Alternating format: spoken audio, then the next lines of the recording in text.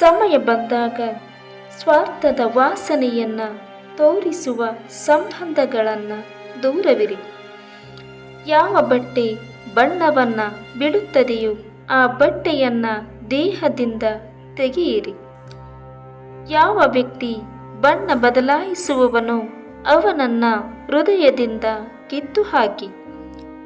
ಬಣ್ಣ ಬದಲು ಮಾಡುವವರಿಂದ ದೂರವಿರಿ, ಏಕೆಂದರೆ ಇವರು ಪ್ರತಿದಿನ ಬಣ್ಣ ಬದಲಾಯಿಸುತ್ತಾರೆ. ನಿಮ್ಮ ಜೊತೆ ಅವಶ್ಯಕತೆ ಇರುವವರೆಗೆ ಮಾತ್ರ ಮೃದುವಾಗಿ ಇರುತ್ತಾರೆ.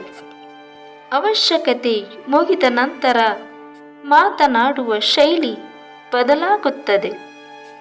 ಇಂತಹ ಸಂಬಂಧಗಳನ್ನು ನಿಭಾಯಿಸುವುದರಿಂದ ಯಾವುದೇ ಉಪಯೋಗವಿಲ್ಲ.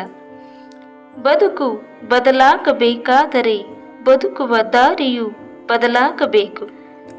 ಎಲ್ಲ ಇದ್ದಾಗ ನಮ್ಮವರು ಅನ್ನುವ ಈ ಜನ ಏನು ಇಲ್ಲದಾಗ ಯಾರು ನೀ ಎನ್ನುವರು. ಇದುವೇ ಜೀವನ.